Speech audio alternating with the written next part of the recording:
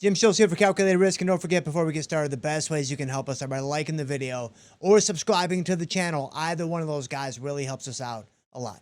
So what is the most flexible strategy in all of options? It may seem like a difficult question to answer, but I think there's a pretty clear-cut winner. It's got to be the ratio spread. Because at the end of the day, if you've got like a put ratio spread, is it bullish? Maybe, but maybe not. If you've got a call ratio spread, is it bearish? Maybe, but maybe not.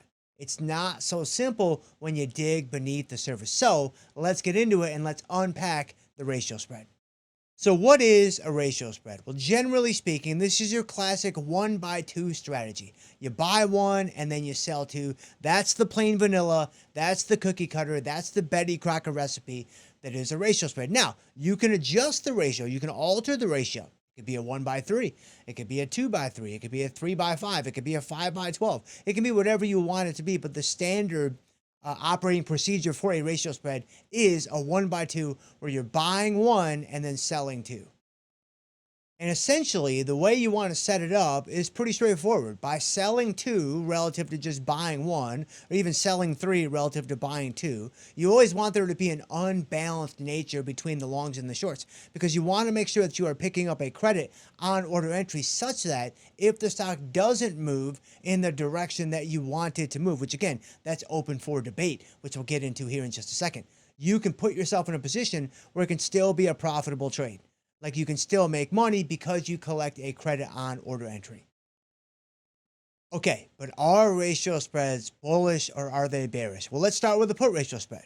If I've got a put ratio spread, I'm buying one put that's closer to the money, and then I'm selling two puts that are further out of the money. So is that a bullish strategy or a bearish strategy, or maybe something different altogether? Well, when you put the strategy on, as we're going to see here in just a couple of minutes, it has bullish delta to begin with, because you're in a situation where if the stock does rally, all the options will expire out of the money, and you will keep the credit that you collect on entry. So a lot of people would classify a put ratio spread as being a bullish strategy. And I wouldn't necessarily say they're wrong, but it might be a little bit incomplete.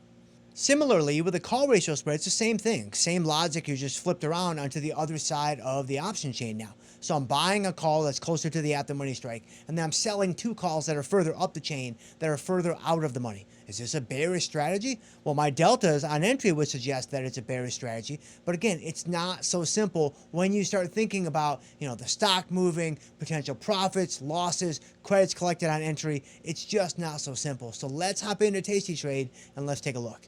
Okay, so here I am in my tastytrade platform. I have Amazon pulled up. We'll use Amazon for the purposes of this example. Let's set up a put ratio spread and then a call ratio spread in Amazon. So the September cycle has 43 days to go. Let's say I'm doing a classic 1-by-2. Again, there's a number of ways you can set this up, but just for illustrative purposes here today, if I buy at 270 and I sell a couple of 265s, look at what happens on order entry. I'm bullish delta, right? I'm collecting the credit that I want, and I have a super high probability. And so this is all obviously good. Look at Amazon at 274. And so if Amazon rallies from here, then these options are all going to expire out of the money. And so I'm essentially going to keep the full credit that I collect, or of course I can manage it at some point earlier, maybe buy it back for $1, buy it back for $1.50, whatever. But when it comes to the stock going higher, it's pretty easy and clear to see why some people would classify this as a bullish strategy. However, look at the profit potential down below where the stock is. We can do all this right on the table screen, right on the option chain. You actually have additional profit potential below where the stock is, and if you happen to, let's grab a different color just because we can. If you happen to pin the 265 short strike, that's where you could potentially make your maximum profit on the trade of the credit collected plus the width of the vertical spread. And so this is what I mean when I say, is it bullish? Kind of.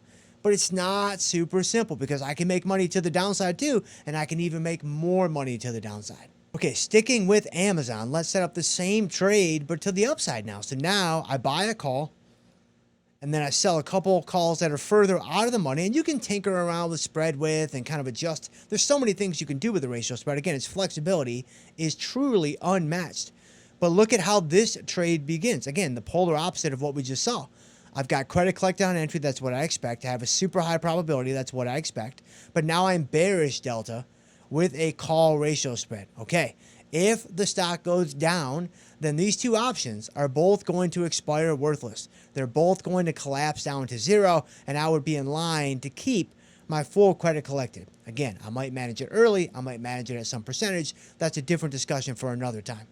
But notice, again, I have profit potential to the upside, and if I were to pin my short strike, which in this case would be the 280 strike, to the upside, I am going to be in line to potentially make the maximum profit on my ratio spread. Now, to be fair and to be, truthful, it's very difficult to hit maximum profit or anywhere near maximum profit on a strategy like a ratio spread. And so understand that's not typically a feasible outcome for the end of a ratio spread, but I don't think it's as easy as just saying a put ratio spread is bullish and a call ratio spread is bearish. I think it's more complicated than that. I think it's more complex than that, and it really speaks to the versatility and flexibility that is unmatched with the ratio spread. So ratio spreads truly are second to none when it comes to the adaptability, the flexibility, and the versatility of the strategy, but that comes at a cost, right? For every gimme, there's a gotcha. I mean, I've heard it before. You've heard it before. I still don't know who said it, but if you guys can figure that out, please let me know, because I would love to know. It's more complex. It's more complicated. There's more moving parts that you have to make sure that you understand so you have a full grasp of what you are indeed signing up for. And I will see you guys next time.